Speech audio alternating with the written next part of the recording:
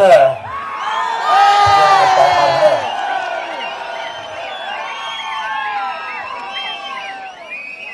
உங்களுடைய அன்பிற்கெல்லாம் நாங்கள் என்ன கைமாறு செய்ய போகின்றோம் என்று யோசித்துக் கொண்டிருக்கின்றேன்.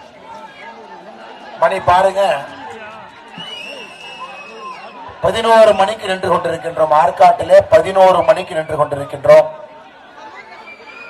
தாமதமாக வந்தும் கூட நம்முடைய சகோதர சகோதரிகள் நீங்கள் யாருமே உங்களுடைய இடத்தை விட்டு நகராமல் இந்த அற்புதமான பாரதிய ஜனதா கட்சியினுடைய யாத்திரையிலே நீங்கள் பங்கேற்று தமிழகத்திலே நிச்சயமாக ஒரு அரசியல் மாற்றம் நடக்க வேண்டும் என்பதிலே உறுதியாக நீங்கள் இருக்கின்றீர்கள்.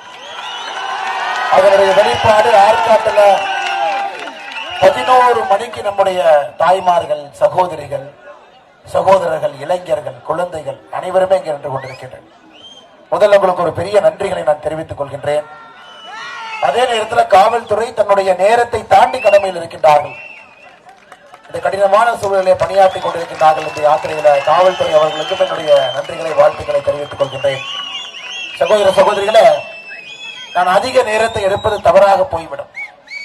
என்னுடைய உரை என்பது வெறும் 10 நிமிடங்கள் மட்டும்தானுங்க ஐயா. பாராளுமன்ற தேர்தலின் பொழுது ஆற்காட்டிலே பொதுக்கூட்டத்திற்கு நான் வருகின்றேன் என்கின்ற உத்தரவாதத்தை உங்களுக்கு அளித்துவிட்டு வெறும் 10 நிமிடங்கள் மட்டுமே உங்களிடம் நான் பேசுகின்றேன் தலைவரா. நேரம் ஆயிருச்சுங்க. அதனாலதான் நீங்கள் பத்திரமாக வீட்டுக்கு செல்ல வேண்டும். சாப்பிடாம நிக்கிறீங்க, பெண்கள் பாதுகாப்பாக செல்ல வேண்டும். அதற்காக அதிக நேரத்தை எடுத்தால் அது தவறாகிவிடும். சகோதர சகோதரிகளே, இன்னைக்கு நம்முடைய பிரதமர் திரு நரேந்திர மோடி அவர்கள் பாராளுமன்றத்தில் பேசினாங்க. நம்முடைய ஆட்சியில 2வது 5 ஆண்டு கால ஆட்சியில இது தேர்தல் வருவதற்கு முன்பு கடைசியாக கூடுகின்ற பாராளுமன்றம். அதிலே பிரதமர் அவர்கள் பேசிய சில கருத்துக்களை உங்கள் முன்னால் வைக்கின்றேன். 2024 தேர்தல் எப்படி இருக்க வேண்டும், எப்படிப்பட்ட மாற்றம் வரும் என்பதை பிரதமர் பாராளுமன்றத்திலே இன்று என்ன பேசினார் அப்படிங்கறத உங்க முன்னாடி வைக்கிறேங்க ஐயா. பிரதமர் அவர்கள் சொன்னார்கள், 2014 காங்கிரஸ் கட்சி சொல்லுச்சு இந்தியாவினுடைய 3வது பெரிய பொருளாதார நாடாக நாம் வருவதற்கு இன்னும் 30 ஆண்டுகள் வேண்டும் என்று.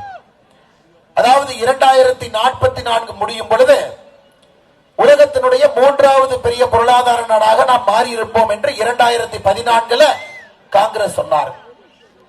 ஐயா, 2014 இந்தியா 11வது பெரிய பொருளாதார நாடாக இருந்தோம். நமக்கு மேல 10 நாடுகள் இருந்தார். காங்கிரஸ் 11லிருந்து 3வது வருவதற்கு வைத்த இலக்கு என்பது 30 ஆண்டுகள்.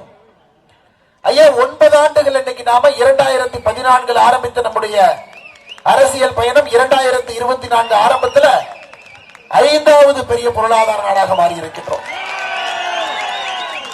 உங்களுடைய அன்பை எல்லாம், ஆதரவெல்லாம் பாரத பிரதமர் நரேந்திர மோடி அவர்களுக்கு நீங்கள் வாக்களித்து 2024 3வது முறையாக அவர் பிரதமராக அமரும் பொழுது 2028 முடியும் பொழுது, ஐயா நான் சொல்றது கவனமா கேட்டு, 2028 முடியும் பொழுது உலகத்தினுடைய 3வது பெரிய பொருளாதார நாடாக மாறி இருப்போம் என்று பிரதமர் சொன்னார். பிரதமர் அவர்கள் பாராளுமன்றத்தில் என்ன சொன்னாங்கன்னா, 30 ஆண்டுகள் உங்களுடைய இலக்கு, 2044 நீங்க இலக்கு வச்சீங்க. ஆனால் நான் 2028 இலக்கு வைத்திருக்கின்றேன். 2028 முடியும் பொழுது 3வது பெரிய பொருளாதார நாடாக நாம் மாறுவோம் என்று சொன்னார். ஐயா, அந்த கதையினுடைய உட்பொருள் என்னன்னா, நம்முடைய கனவுகள் பெரிதுங்க ஐயா. பாரத பிரதமருடைய கனவுகள் மிக பெரியது. இந்த நாட்டை வல்லரசு நாடாக மாற்ற வேண்டும் என்று கனவு காண்கின்றார். இந்த நாட்டிலே ஏழை தாய் ஒருவர் கூட இருக்கக்கூடாது என்று கனவு காண்கின்றார். இளைஞர்கள் வேலை வாய்ப்புக்காக கை கட்டி நிற்கக்கூடாது, வேலை கொடுக்கக்கூடிய தொழிற்சாலைகள் தொழிலதிபர்களாக மாற வேண்டும் என்று கங்கணம் கட்டி கொண்டு நிற்கின்றார். மத்திய அரசு உங்களுக்கு செய்யக்கூடிய பணிகளும் வேலைகளும் நேரடியாக உங்களுடைய வீட்டு கதவை தட்டி வீட்டுக்கு வர வேண்டும் என்று நினைக்கின்றார். நீங்கள் எங்கேயும் கை கட்டி நிற்க வேண்டாம் என்பது பிரதமருடைய கனவு. ஐயா, காங்கிரசினுடைய 60 ஆண்டு கால ஆட்சிக்கும் மோடி அவர்களுடைய 10 ஆண்டு கால ஆட்சிக்கும் இருக்கக்கூடிய ஒரே ஒரு வேறுபாடு, நம்முடைய எண்ணம் பெரிது, சிந்தனை பெரிது, கனவுகள் பெரிது, உழைப்பு பெரிது, நம்முடைய இலக்கு பெரிது, மக்கள் நம்மோடு வைத்திருக்கக்கூடிய அன்பு பெரிது. அதனால்தான் முடியாது என்று எந்தெந்த இலக்குகளை சொன்னார்களோ அதையெல்லாம் முடித்து காட்டிக் கொண்டிருக்கின்றோம் என்று நம்முடைய பிரதமர் அவர்கள் மிக அற்புதமாக இன்னைக்கு பாராளுமன்றத்தில் பேசினாங்க ஐயா. இன்னைக்கு பிரதமர் அவர்கள் சொன்னார்கள், இது கடைசி பாராளுமன்றம் தேர்தலுக்கு முன்பு.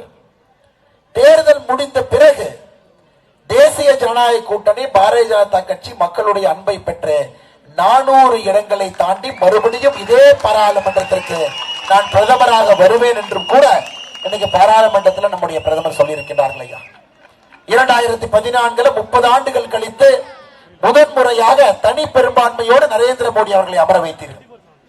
283 எம்பிக்களோடு தனி பெரும்பான்மையோடு அமர்ந்தாருங்க ஐயா. 2019 303 எம்பிக்களோடு மறுபடியும் அதிகப்படுத்தினீங்க.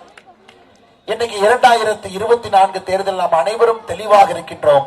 இந்திய மக்கள் தெளிவாக இருக்கின்றார்கள். குள்ளநரிகளை நம்ப போவது கிடையாது.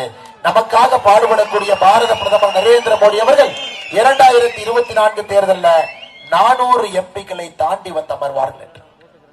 ஐயா, இன்னைக்கு பாரத பிரதமர் நரேந்திர மோடி அவருடைய குரல், பாரதிய ஜனதா கட்சியினுடைய குரல், சாமானிய மக்களுடைய குரலை நாம் பிரதிபலிக்கின்றோம்.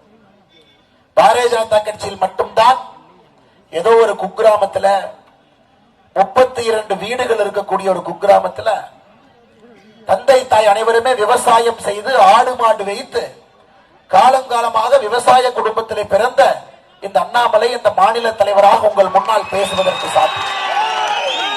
அதை பிரதமர் அவர்கள் பாராளுமன்றத்திலே வேறு விதத்திலே குறிப்பிட்டிருந்தார். காங்கிரஸ் கட்சியில இத்தனை ஆண்டு காலமாக இங்க இருக்கக்கூடிய எந்த கட்சிகளுமே வேறு வேறு மனிதர்களுடைய குரலுக்கு வாய்ப்பு கொடுப்பது கிடையாது. இளைஞர்களுக்கு இந்த நாடாளுமன்றத்திலே வேறு வேறு கட்சிகள் வாய்ப்பு கொடுக்கலீங்க. வேறு வேறு சாதியிலிருந்து வேறு வேறு மதத்திலிருந்து மனிதர்களை உயர்த்தி நீங்க அழகு பார்க்கல. இன்னைக்கு பாரதிய ஜனதா கட்சி ஒரு சாமானிய மனிதர்களுடைய குரலாக பழங்குடி இனத்திலே பிறந்த சகோதரி திரௌபதி முர்மு அவர்களை இந்தியாவுடைய ஜனாதிபதியாக அமர்த்தி அழகு பார்த்திருக்கின்றோம். ஐயா, நம்முடைய ஆட்சியில 75 அமைச்சர்கள் இருக்கக்கூடிய ஆட்சியில 12 அமைச்சர்கள் பட்டியலின சமுதாயத்திலிருந்து வந்திருப்பவர்கள், 8 அமைச்சர்கள் பழங்குடியின சமுதாயத்திலிருந்து வந்திருப்பவர். அப்ப 75 பேர் அமைச்சர்களாக இருக்கக்கூடிய நம்முடைய ஆட்சியில் ஐயா 20 பேர் பட்டியலினத்திலிருந்து பழங்குடியினத்திலிருந்து 75 அமைச்சர்கள் 20 பேருங்க ஐயா. அனைத்து இந்திய மக்களுடைய குரலாக பாரதிய ஜனதா கட்சி இருக்கிறது. நீங்க எங்கே வாழ்ந்தாலும் கூட உங்களுடைய சுவாசத்தை பாரதிய ஜனதா கட்சி பிரதிபலிக்கிறது. இதே திராவிட முன்னேற்ற கழகத்தை பாருங்க ஐயா, 35 அமைச்சர்கள் இருக்கக்கூடிய மந்திரி சபையில பட்டியலினத்திலிருந்து வந்திருக்கக்கூடிய சகோதர சகோதரிகள் வெறும் 3 பேர் சமூக நீதியை பத்தி அவங்க பேசுறாங்க ஐயா. 10% விட குறைவாக திராவிட முன்னேற்ற கழகத்தினுடைய மந்திரி சபையில பட்டியலின சகோதர சகோதரிகள் 3 பேர் அமைச்சர்களாக இருக்கிறார். நாம 75 பேர்ல 20 பேர் இருக்கிறோம் ஐயா. அதைத்தான் பிரதமர் அவர்கள் குறிப்பிட்டு சொன்னார்கள் பாராளுமன்றத்தில், எல்லா மக்களுடைய குரலாக நாம் இருக்கின்றோம். ஐயா, காங்கிரஸ் கட்சியினுடைய செயல்பாடு சரியில்லாதனால இதையும் பிரதமர்கள் என்று சொன்னார். காங்கிரஸ் கட்சியினுடைய செயல்பாடு சரியில்லாதனால 2014 எதிர்கட்சியை உட்கார வச்சு, ஆனா எதிர்கட்சியாக அமர்ந்தும் கூட எதிர்கட்சி வேலை செய்யாமல் வெறும் பொய்யை மட்டும் பேசி தெரிந்து கொண்டிருந்தார். 2019 சம்மட்டி அடியாக மறுபடியும் உட்கார வச்சீங்க. எதிர்கட்சி என்கின்ற அந்தஸ்தே காங்கிரஸ் இலக்கும் அளவுக்கு மிக குறைந்த பாராளுமன்ற உறுப்பினர்கள் கிடைக்கும். இன்னைக்கு பிரதமர் அவர்கள் சொன்னார், நம் நாட்டு மக்கள் காங்கிரஸ் கட்சியை பார்வையாளர் இருக்கையிலே அமர வைப்பதற்கு தயாராகிவிட்டார்கள். அதாவது எதிர்கட்சி இருக்கையிலே கிடையாது, பார்வையாளர் இருக்கையிலே மக்கள் காங்கிரஸ் கட்சியும் யாரெல்லாம் குடும்ப ஆட்சி, லஞ்சத்தை வைத்த ஆட்சி, யாரெல்லாம் அடாவடித்தனமான அரசியல், யாரெல்லாம் ஜாதி அரசியல் செய்து கொண்டு இந்திய அரசியல் வானிலை பறந்து கொண்டிருக்கின்றார்களோ அனைவரையும் மக்கள் விசிட்டர்ஸ் கேலரியில பார்வையாளர் கேலரியிலே அமர வைப்பதற்கு தயாராகி விட்டார்கள் என்று பிரதமர் சொன்னார். ஐயா, இந்த 5 கருத்துக்கள் இன்னைக்கு அரசியல் எப்படி இருக்குது அப்படிங்கறது தெளிவா சொல்லுங்க ஐயா. இந்த 5 கருத்துக்கள் மட்டும்தான். இன்னைக்கு காங்கிரஸை பொறுத்தவரை இந்திய மக்களை சோம்பேறிகளாக பார்த்தார். பேடிஎம் கொண்டு வந்த பொழுது, ஆன்லைன்ல பண பரிவர்த்தனை செய்ய முடியும் என்று சொன்ன பொழுது நம்முடைய பி சிதம்பரம் சொன்னார், இந்திய மக்கள்னால முடியாது, எப்படியா பண்ணுவாங்க. நேரு அவர்கள் இந்தியர்களை ஒரு காலத்திலே சோம்பேறிகள் என்று சொன்னார். இந்தியாவுடைய பிரதம மந்திரியாக இருந்த ஒரு காலத்திலே உழைப்புக்கு நாம் பெயர் போனவர்கள் அல்ல, வேகமாக வளர்ச்சி இந்தியாவிற்கு வராது. ஆனால் மோடி அவர்கள் எடுத்திருக்கக்கூடிய ஒரு முடிவும் உங்களுடைய உழைப்பை நம்பித்தான் மோடி அவர்களுடைய ஒரு முடிவும் எடுத்துக் கொண்டிருக்கிறார். ஆன்லைன் பண பரிவர்த்தனை நடத்த முடியாது என்று சொன்னார்கள். இன்னைக்கு உலகத்தில் நடக்கக்கூடிய 100 ரூபாய் ஆன்லைன் பண பரிவர்த்தனை, டிஜிட்டல் பண பரிவர்த்தனை நடந்தால் 54 ரூபாய் இந்தியாவிலிருந்து நடக்குதுங்க ஐயா. 46 ரூபாய் உலக நாடுகள் சேர்ந்து நடத்தலாம். அந்த அளவுக்கு எதையெல்லாம் முடியாது ஆர்டிகல் 370 எடுக்க முடியாது, எடுத்து காட்டினோம். ராமர் கோவிலை கட்ட முடியாது, கட்டி காட்டினோம். தைரியமான முக்கியமான முடிவுகளை எடுக்க முடியாது என்று சொல்லப்படுவதெல்லாம் செய்து முடிக்க முடியும் என்று சொன்ன நம்முடைய பாரத பிரதமர் நரேந்திர மோடி அவர்கள் 2024 உங்கள் எழுச்சி எல்லாம் பார்க்கும் பொழுது நீங்கள் தெளிவாக இருக்கின்றீர்கள். ஆற்காடு எவ்வளவு பழமையான ஊருங்க, எவ்வளவு பழமையான ஊர். சோழர் காலத்துல, பல்லவர்கள் காலத்துல, விஜயநகர பேரரசு காலத்துல, நவாபு காலத்துல, தொண்டை மண்டலத்திலே ஆற்காட்டுக்கு என்று ஒரு தனி பெயர். 4 ஆட்சியர்கள் காலத்திலும் கூட அதிகாரத்திலே கோலோச்சி ஒரு ஊருக்கு வந்திருக்கின்றோம்.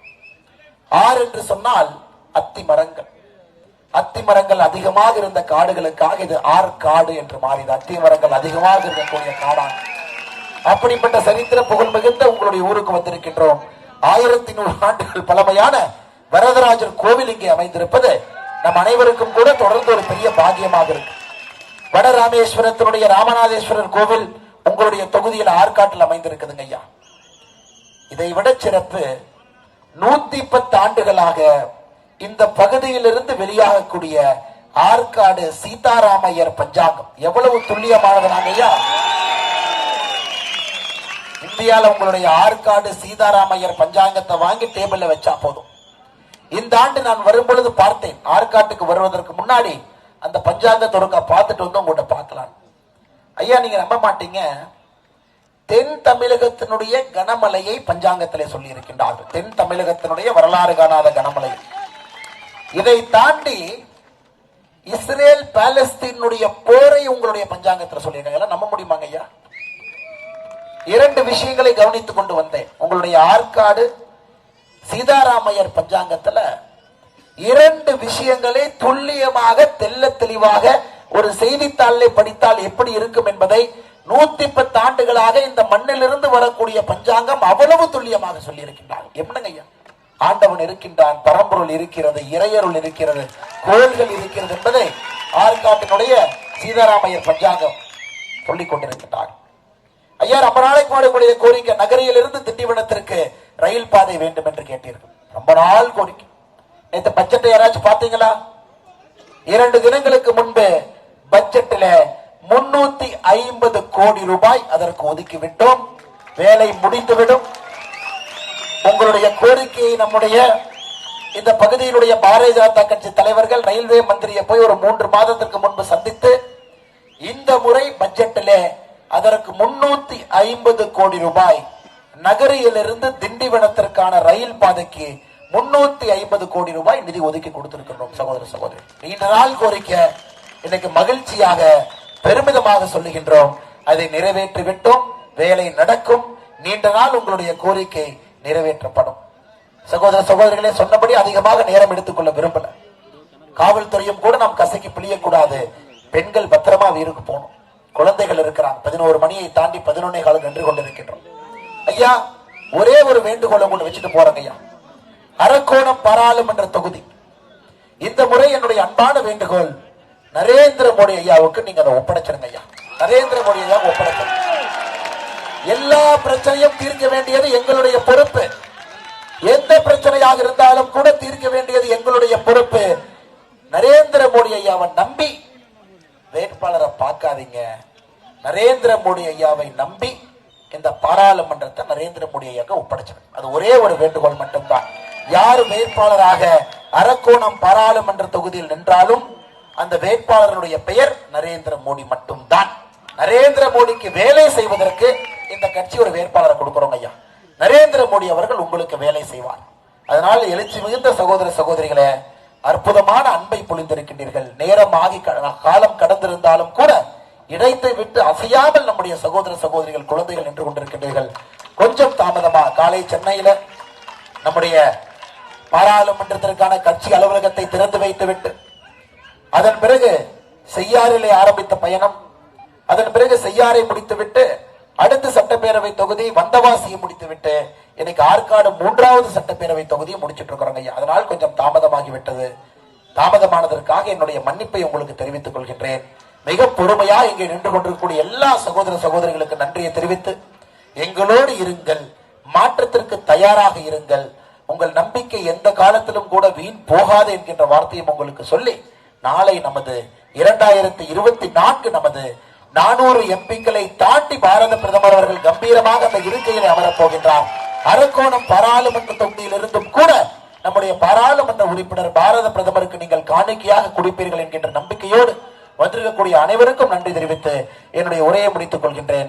மிகச் சிறப்பாக எழுச்சி மிகுந்த இந்த யாத்திரையை நடத்தி கொண்டிருக்கக்கூடிய இந்த மாவட்டத்தினுடைய எல்லா சகோதர சகோதரிகள், மாவட்டத்தினுடைய எல்லா தொண்டர்கள் சார்பாக நம்முடைய அற்புதமான ஆற்றல் மிகுந்த மிக கடுமையாக உழைக்கக்கூடிய மாவட்ட தலைவர் அண்ணன் விஜயன் அவர்களுக்கு என்னுடைய நன்றி கலந்த வாழ்த்துக்களை வணக்கங்களை இந்த நேரத்தில் தெரிவித்துக் கொள்கின்றேன்.